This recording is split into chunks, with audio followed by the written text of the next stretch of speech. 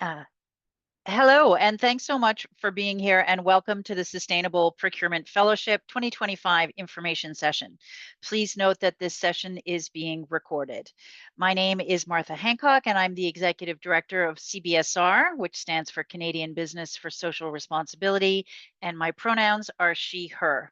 I'm pleased to be your host for today and would like to start off by introducing two members of the CBSR team on this call, my colleagues, Julian Zambrano, Sustainability Analyst and Project Manager for the SPF program, and Julia Zeman, our Director of Programming and Operations, who developed this program in concert with our expert advisors. So I'm excited to guide you through today's session, where we'll explore how this program can help you drive real impact through sustainable procurement. Now, before we begin, I'd like to acknowledge that we are meeting on Indigenous land, and we recognize the traditional territories of the First Nations, Métis, and Inuit, and we thank them for their stewardship and ongoing relationship with this land. It's essential that we honor and respect the history of the land we work on as we discuss sustainability today. I am joining you today from Toronto, the traditional territory of many nations, including the Mississaugas of the Credit, the Anishinaabe, the Chippewa, the Haudenosaunee, and the Wendat peoples. I also acknowledge that Toronto is covered by Treaty 13 with the Mississaugas of the Credit. So next, I'd like to invite Frances Edmonds from HP, one of our key partners, to share her insights on sustainable procurement and the fellowship program. Frances Edmonds is the head of sustainable impact at HP Canada, where she leads business development and oversees corporate social responsibility programs across the country. Frances is a true leader in the field of sustainable procurement, working across sectors to drive impactful change and help Canada move toward a more circular and sustainable economy. With more than 30 years of experience, Frances has been recognized as one of Canada's top sustainability professionals. She has received 2 Clean 50 awards and has played a key role in positioning HP as the most sustainable technology company in Canada. We're incredibly fortunate to have her here today. Frances, thank you for your leadership and for being such a strong supporter of the Sustainable Procurement Fellowship. Over to you. Thank you, and welcome to everybody. Thank you for taking the time to find out about this, what I consider amazing program, and maybe a little biased, but I'm sure the rest of the team would agree with me. So why is HP investing in training colleagues of companies that may or may not be our customers, who are sustainability or procurement professionals? Why are we investing in helping to raise awareness around sustainable procurement? So simply put, we have come to the conclusion that procurement, sustainable procurement, is the last and best and least used tool in our collective toolboxes that gives us a hope of fixing the many crises that we have in time. So HP has retuned our corporate social responsibility programs to practice what we call CSR 2.0. You heard Martha say we make the claim that we're Canada's most sustainable technology company, and the link is there on the page there if you would like to see how I prove that. But it doesn't, the way the Canadian marketplace works today is if sustainable procurement is absent, which it is mostly, there is no incentive for other suppliers, be they tech suppliers or otherwise, to do anything on sustainability. And our market is lagging badly. If you look at how many companies have set a science-based target for carbon reductions, less than 150 in the decade of climate action, we really need to speed up the pace of action. And the single biggest way to do that is to send a market signal that it matters to buyers. And I know my good friend Bob is going to talk some more about that. So when we look across the marketplace in Canada, and we get to see RFPs from every kind of organization, and even leading organizations that have sustainability goals are not implementing that in their procurement practices. So we set out to change the ecosystem. And today, my job is to change the way Canada buys. That is my job description. We invest in many different tactics to do this, and perhaps the most impactful one is this program. And it's born out of a belief and some research that we did that procurement professionals are very interested in making these changes. They know it needs to be done, but they're very unsure of how to do it, and they need the support of their sustainability teams. and yet most sustainability professionals have no education in procurement. So this fellowship aims to fix that, to create a collaborative action between sustainability and procurement teams. And I would argue there's never been a more important time to do this. So I'll leave you with a couple of quotes from McKinsey, and these relate to tech procurement. But the first one is that simple sourcing changes are no regrets moves. You would not regret putting some effort into this. And this one, CIOs, Chief Information Officers, who act decisively and precisely can achieve 15 to 20% of carbon reduction potential in the first year with minimal investment. That's not Francis saying that, that's McKinsey. So there's the gauntlet I lay down for you, and I'll hand it back to Martha to tell you some more about the program. Thank you, Francis. What a smoking hot stat that was. Okay, exciting. I'm going to take a minute now to just chat with you folks a little bit about CBSR, the organization that I lead. Thank you, Francis, for those remarks. We are a not-for-profit business association here in Canada, and our mission is simple but powerful. It's to connect and empower Canadian businesses to advance social and environmental leadership. And we believe that by working together, we can create a more sustainable and equitable future. And through our capacity building and ambition driving, we enable leaders to go further, faster together, and we provide you with tools, knowledge, and a network that helps you drive your sustainability goals forward. CBSR has been around for nearly 30 years, and we've been committed to supporting businesses in their sustainability journeys since 1995. As you'll see noted on the slide here, our membership is cross-sectoral. We're a multi-sector association, and sharing insights and best practices across sectors is one of the secret sauces to CBSR. Next slide. So we support companies by providing a space to share, learn, and grow through our community of practice. We provide capacity building workshops, peer-to-peer learning opportunities, and access to a network of sustainability professionals and peers across all these industries. Our focus is on helping businesses to operationalize their sustainability goals and navigate the complexities of achieving their ESG targets. So we are very much an organization with a bias for action.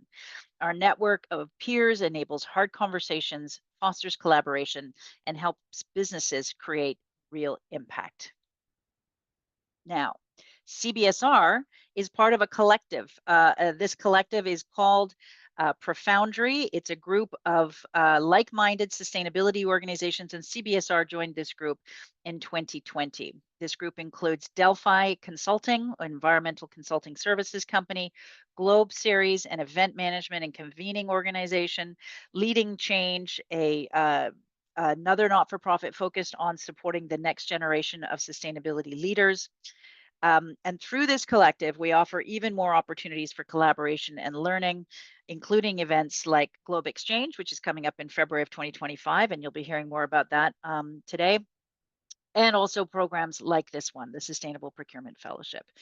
Profoundry, like us, is about driving collective action, and we play a crucial role in helping Canadian businesses lead the way towards a net zero future.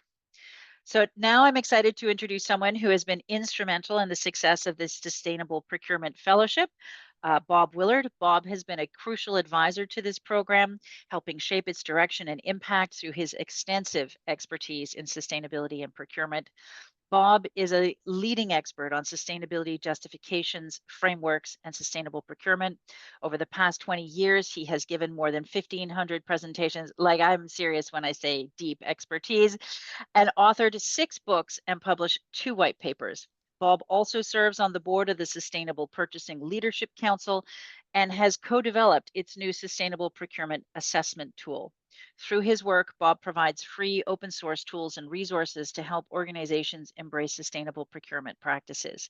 His contributions to this field have been invaluable to the SPF program, and I'm delighted today to have this opportunity to hear his insights on how sustainable procurement can act as a catalyst for change, both within organizations and across industries. So now I'd like to welcome Bob into today's conversation. Hi, Bob. How are you doing? I'm doing great. Okay, And so are excellent. you, obviously. So before we dive deeper into the program, I think it's sure important to make sure that everybody is on the same page regarding this key term, which we are bandying about a lot today, sustainable procurement. So Bob, here's the first question. What exactly does sustainable procurement mean? Thanks. It's a great question. It's relatively simple, but it's important that we take a look at what we mean by it and what we want companies to pay more attention to. So this four-part definition is one that we use in the Sustainable Purchasing Leadership Council and other organizations. And it makes sure that, notice that the second line says that we ensure that buyers obtain the best value for money. So the best value is really, really important here. We're making sure that we're not costing a lot more. We're getting the best value when purchasing the most sustainable goods and services. So we have ways of scoring goods and services on how sustainable they are as products. And we want to make sure we get them from the most sustainable suppliers. And that may be the most important part of the definition, because we're not only looking at the attributes of the products, we're looking at the attributes and characteristics of the companies that are making them.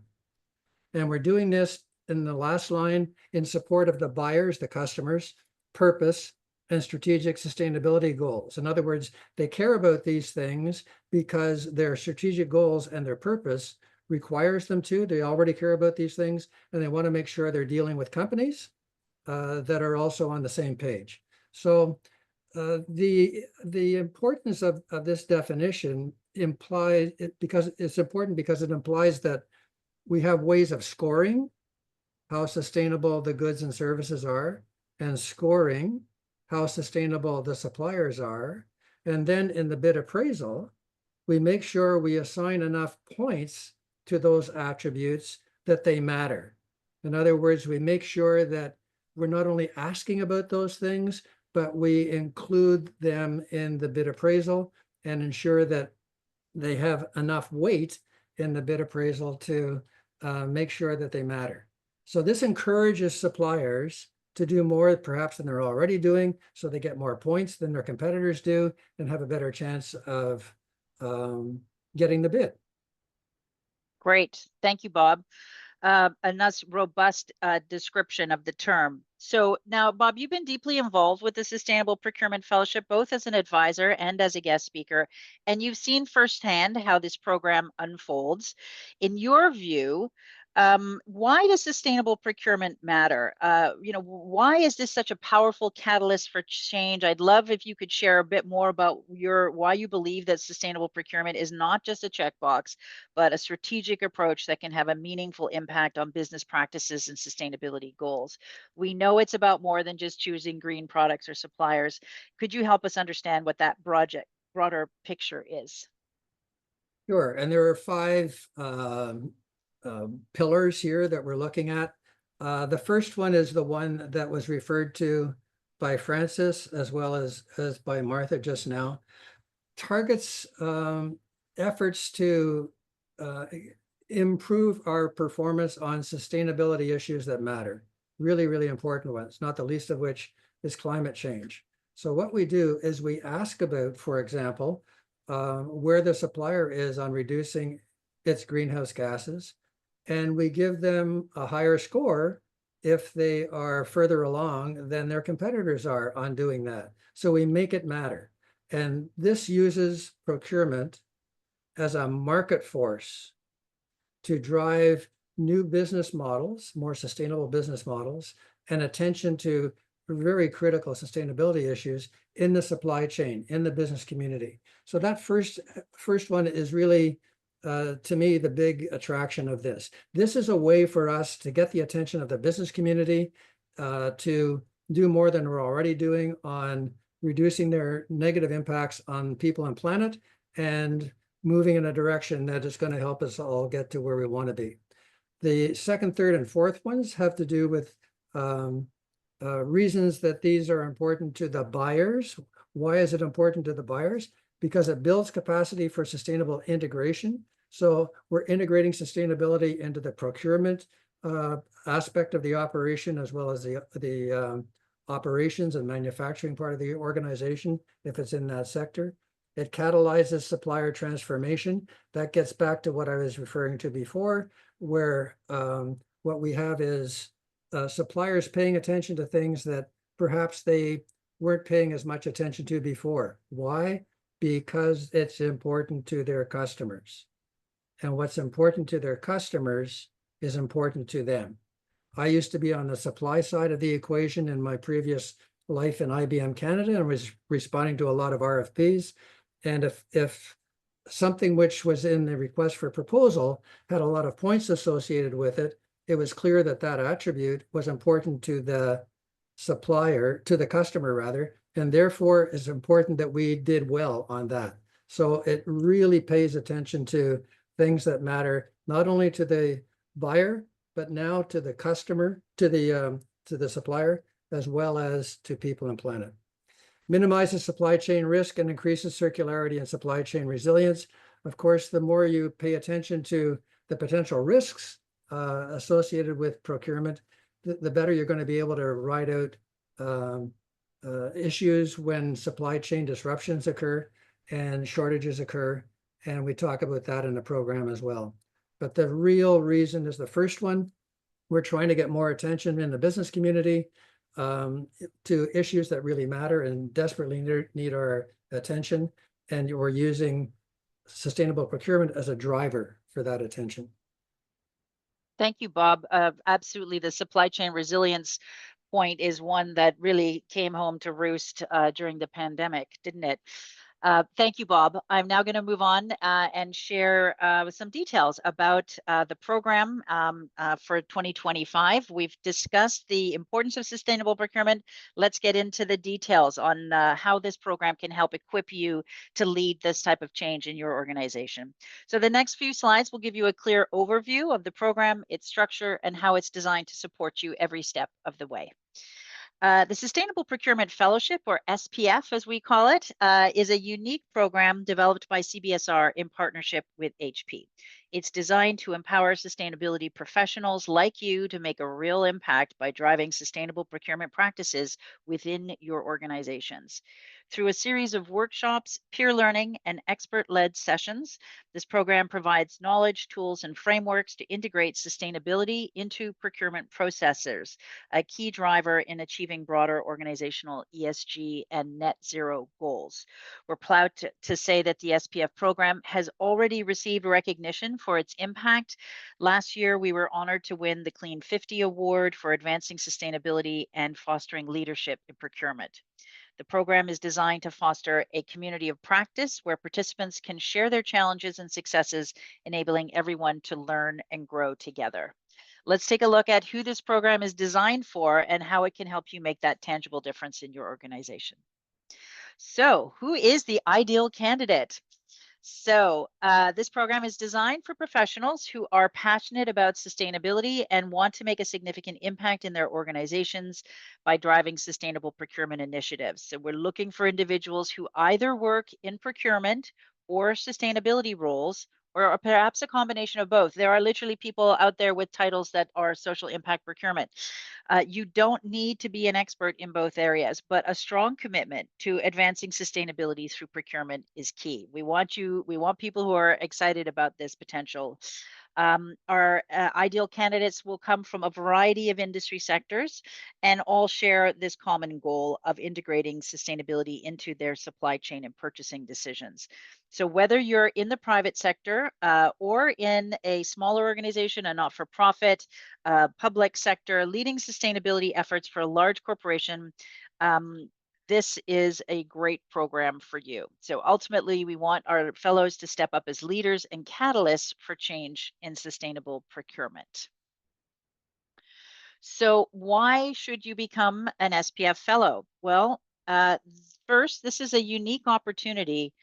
This program is very unique. There is nothing else out there quite like it, to lead in an emerging area of ESG that's becoming increasingly important, as Bob mentioned.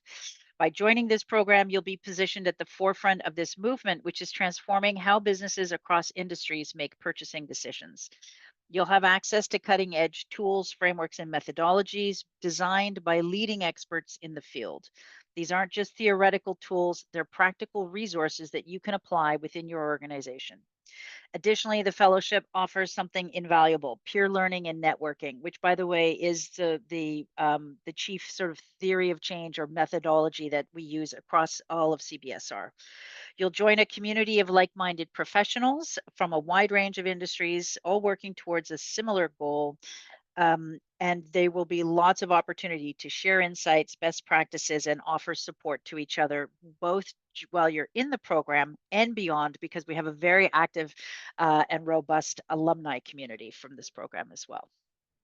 An important highlight of the program is the chance to connect in person. So while most of the sessions are virtual, we hold one session in person, which is during Globe Exchange 2025, going to be held in Toronto this year from February 11th to the 13th. And your registration fee for this program includes a complimentary conference pass to Globe Exchange. And you will have the opportunity to meet in person the folks in the program. If you're ready to step up, take leadership, and drive sustainable procurement initiatives, then this program is for you. Now, let's talk about outcomes, because this is an important part of every type of educational program. So, the 65% of the organizations that have participated in the fellowship manage an annual spend of over $100 million. So that's just to give you a sense of the scale of the purchasing power of the organizations that participate here. This shows that we are reaching organizations with significant purchasing power and that they have the ability to create large-scale systemic change in their industries. In building this program, we've created a strong community of practice. We connect 68 plus leaders from 64 organizations across 11 industries, all driving sustainable procurement efforts. When we talk about concrete actions, 88% of fellows have reported that they have initiated or improved sustainable procurement initiatives in their organizations. This is within the 3 years since this just started. These include strengthening procurement policies, integrating sustainability criteria into RFX processes, and improving internal engagement around sustainability. Additionally, a standout impact of the program is the fostering of better collaboration between sustainability and procurement teams, with 52% of fellows having reported improved relationships between these two key functions, which leads to more aligned and impactful strategies. Now, let's talk about the price tag. So the program fee for a fellow is $3,500. And successful applicants from CBSR member organizations will receive a 15% discount on tuition in 2025, and that's a savings of $525. So if your organization is a CBSR member and will be a member in 2025, then you can access that discount. This fee includes valuable resources, starting with the 9 two-hour virtual workshops spread over the program, program resources that are housed on our SPF online portal, and the full conference pass for Globe Exchange, which includes the additional one in-person workshop. As part of that in-person session, the ticket value there on Globe is $2,135, and it's also an incredible opportunity to network and gain further insights into sustainability at what is essentially, one of the largest, most important conferences on business and sustainability in North America. In addition, participants receive a workbook for each workshop with practical exercises to apply concepts and strategies in your organizational context. You receive a fellowship badge and a social card, which will be used to showcase your achievements and new expertise. We'd like to promote ours, fellows. As part of the fellowship, your headshot and bio will be featured on the CBSR SPF website, increasing your visibility within the sustainable procurement community. And finally, we're committed to ensuring that there is broad access to the program. And so we offer 5 50% tuition bursaries, which we will prioritize for candidates from nonprofit and diverse organizations. This is an important step in making the program accessible to a wide range of professionals. With all these benefits, the fellowship is designed to provide real practical value to participants both during and beyond the program. Okay, so let's take a quick look at the schedule. So this year, we took some advice from the folks last year and starting a little bit later in January. So we're starting at the end of January and finishing in early June. The workshops are held bi-weekly. So every 2 weeks, there is a 2-hour session.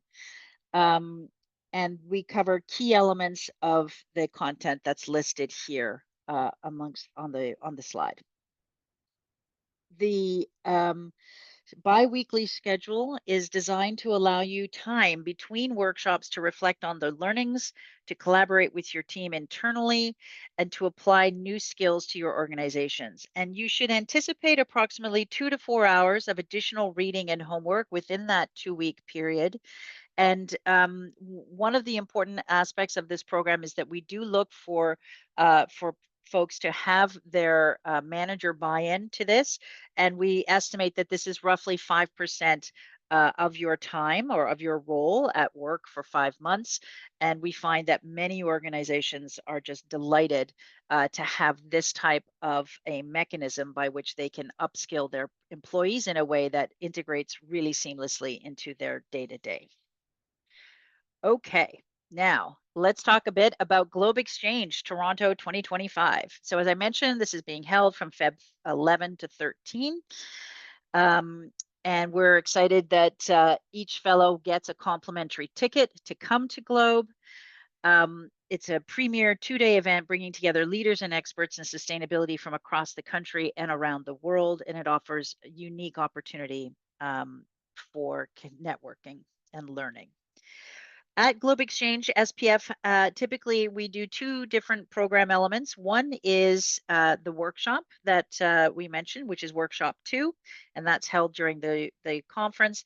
And then the second thing is an SPF networking session, and this is a great opportunity to meet. And actually, there's a nice photo there from a bunch of the folks who came to the SPF networking session at the Hub Space in Vancouver last year. Where our robust and highly engaged alumni community came together and along with and met some of the current fellows. So that was a great event. If you're not able to attend, you can transfer your Globe Pass to another person in your organization. That's no problem. But please note that travel and accommodation costs are not included with the ticket. It's just the pass to the conference. Okay, now, what do we expect from SPF fellows? So we have high expectations. First and foremost, engagement is key. We expect you to attend all workshops or as many of them as you can with a strong commitment to participation. Your involvement is crucial to making the most out of the program. Collaboration is another essential element. We encourage you to involve your broader team within your organization to maximize the impact of what you learn. The more people that you can bring along on this journey, the greater the results for your organization. Think back to that 52% improved relationship with procurement teams. In addition, it's important that senior leadership in your organization is on board with your participation. This program can be transformative, and having their support ensures that the insights and strategies you gain will have the backing to drive real change. The program requires approximately the 2 to 4 hours of independent work outside of the regular 2-hour workshops. And this might involve applying tools and knowledge you've gained to your specific organizational context. Finally, once your application is successful, you'll be required to complete the onboarding process and submit your program fees to confirm your place. And I would just note here, applications are adjudicated and fellows are invited to participate. Okay, great. Now, we have tried to make this as easy as 1, 2, 3. So number 1, you go to the CBSR SPF webpage if you would like to apply. Number 2, complete and submit the application form that you will find there. And 3, if your application is successful, complete the onboarding process, and submit the program fee. Applications have been open since September 18th, and they will remain open until November 1st. We accept up to 40 participants for each cohort. So please be sure to apply early. This program, honestly, the demand for it is growing every year. Yeah, I don't want you to miss out. To apply, you'll find all the details as said on this slide here. And it's important to mention that we will adjudicate and onboard fellows on a rolling basis. So the sooner you apply, the better your chances are of securing a place. And if you have any questions or need assistance during that application process, please feel free to reach out to us for support. And of course, we're going to have a Q&A session here right now very shortly. So hopefully any immediate questions can be answered. Okay, next slide. Be the catalyst for sustainable procurement. So as I close this segment, I want to highlight this important call to action. Canada still ranks lowest in the G7 for adopting sustainable procurement. And this is a key gap in aligning business practices with our national climate goals and our individual business climate goals. Corporations have a crucial role to play. Right now, Scope 3 emissions, human rights, and biodiversity loss remain major challenges for building sustainable supply chains. One could easily add plastics and circularity to that list. There are so many different sustainability challenges and targets that involve tackling vendor engagement. Sustainable procurement is often missing from purchasing processes, and that is slowing our progress. So we need to shift procurement from being a price taker to being a market shaper, where sustainability drives decisions, not just costs. This program equips you with the tools to make that shift. So please join us and be a part of this change. Okay, I am now going to move to our Q&A section. And I want to thank everyone so much for your attention and engagement so far through today's session. Bob and Francis are standing by. Julian and Julia are ready to answer your questions. I think they have been some questions thrown out there. So please go ahead, put them in the Q&A or the chat. And I'm going to ask the team to kick us off with the first one while I catch up on the chat. Yes, so the first question was focused on EcoVadis, and it's what are your thoughts on EcoVadis on using this as a third party to help assess supplier policies? So,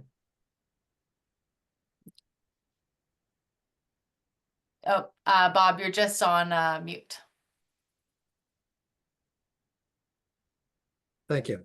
Now, EcoVadis is really, really good at assessing suppliers' performance on sustainability-related matters, including a special questionnaire that they send out just looking at where the supplier is on reducing their greenhouse gases. It's called the Carbon Action Manager.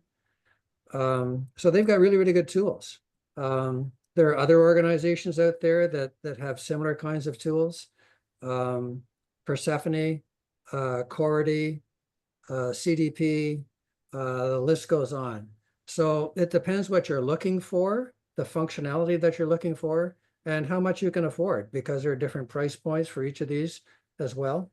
I've got some free open source tools that might be useful for some organizations that want to ask questions using a platform that they already have. They just want to know what the questions are. So there are different ways that organizations can get a better assessment of where their suppliers are on committing to, in the case of greenhouse gases, committing to science-based targets, have short-term plans, long-term plans to meet those targets, and have those commitments verified by third parties. Lots of different support out there for it. So the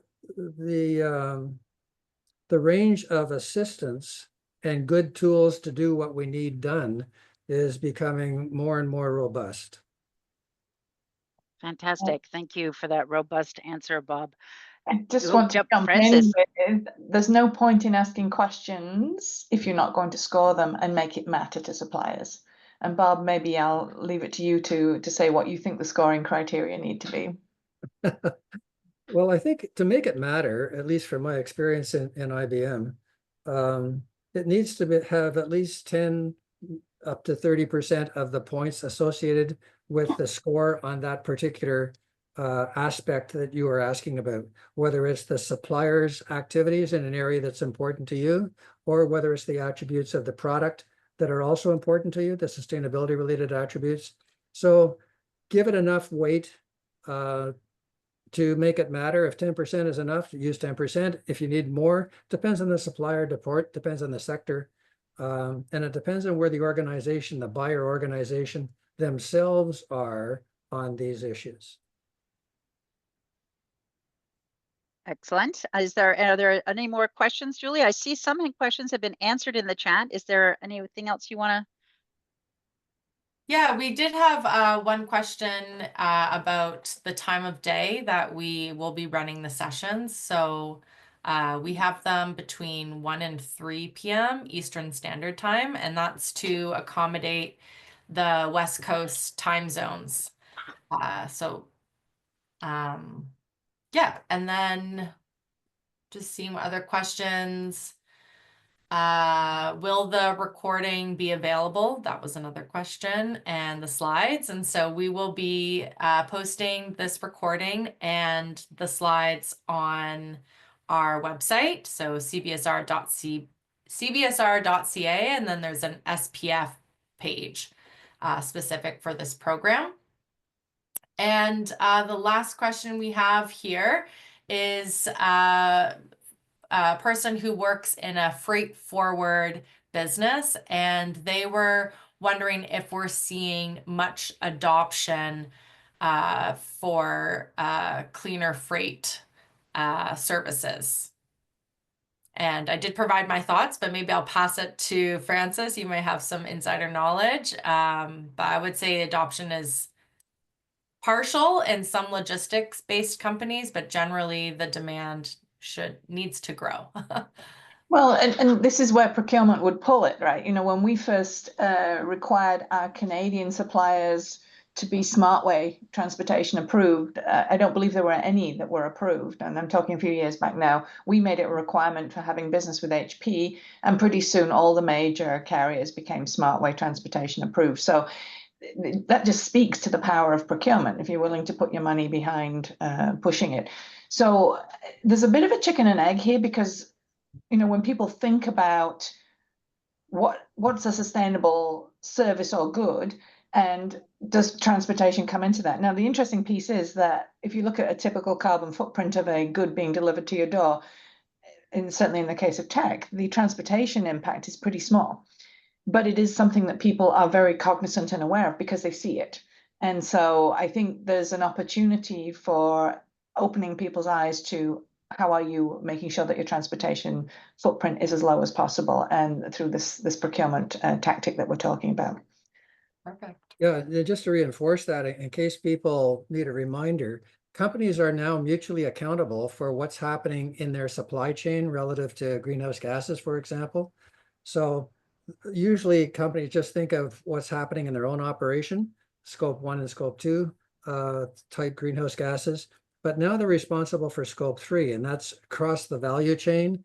And 8 of the 15 categories of scope 3 emissions are in the supply chain. Some of those have to do with transportation. And it turns out that if you take a look at the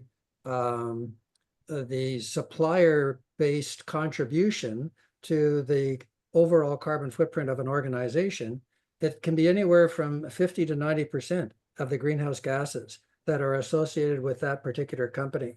So it's not only the company, but it's also the indirect emissions coming from its suppliers. Not only the suppliers, but the transportation of the goods and services between suppliers and their suppliers and their suppliers' suppliers and so on. So this transportation issue is a big deal, and it deserves the attention that sustainable procurement and net zero procurement can put on it, to use these approaches to have more attention paid to these things and converting transportation to more clean and low carbon approaches. It seems like there is a couple of questions, Julia. Am I wrong in the Q&A? Yes, so through the question and answer portal, we've received a question about if in the past any financial institutions have taken part of the fellowship program. And yes, so the answer is yes, we've had many banks, credit union, there's not that many banks, there's only 5 in Canada, but we've had a few of them take the program, as well as insurance companies and credit unions. So good. The program, I would say, provides great depth of cross-sector representatives. We have had a few crown corporations and public institutions, but I would say largely the program is best designed for and has had fellows represent the construction, the building, the retail sectors, the financial institution sector. So quite a broad spectrum. And another question that was provided through the Q&A portal is, can you elaborate on specific topics that will be covered during the virtual workshops? And I think and I don't know if it makes sense to go through every workshop line by line because we are hoping to end shortly. But I will say that the workshop has quite a strong logic flow that focuses on first aligning your organization's sustainability goals with your procurement processes, and goes through the purchasing process and provides RFX guides, questions, and templates that you can use, and then follows through an engagement process to help train up your team, your procurement department, and or your sustainability department, as well as your suppliers and customers. So there's a nice thread there, as well as a strategic approach to help you prioritize where you can start. Great. Thank you, Julia. That was an important question to answer. I know, Francis, you had a question about sustainability products, sustainable products, and do they cost more? So I want to make sure we cover it. No, and that's usually the first question that comes up as why you shouldn't implement sustainable procurement in these days of austerity and tightening budgets. And I think what it really comes down to is we don't really measure the total cost of ownership. When we look at people making a decision in the private sector or even in government today, when they do the math on looking at buying an electric vehicle versus a gas-powered vehicle, they will usually include the cost of maintenance and fuel, and they can usually end up with an equation that means the EV is actually better value over the life of the product. We don't typically do that for most other products, and I'll give you an example in the tech space. Most organizations buy tech without thinking about what they're going to do with it when it's finished its first life. Even today, even though we know that it could have a second life, and they put them in cupboards, they store them, they pay to store them in some cases, and they're not counting those costs, and there's a residual value. So if you measure it straight on upfront costs, maybe it will look like it's more expensive, but actually when you do the total cost of ownership and think about it, very little difference. And if you're counting the cost of your carbon, even less difference, I would say. Right, and then all the extended producer responsibility aspects as well that are starting to really move into enforcement. Okay, this has been fantastic. Is there any other questions that anybody wants to leap in or comments? Okay, well, look, If we haven't had a chance to answer all your questions, please feel free to reach out to the CBSR team at info@cbsr.ca. We're always happy to assist you to discuss this in further detail. And thank everyone for joining us today. I'd like to thank Bob and Francis for joining us. We look forward to receiving your applications for the SPS Fellowship, and working together to advance sustainable procurement with you. The recording of this session, as Julia mentioned, as well as the slides, will be posted onto CBSR's website. Thank you. Bye-bye.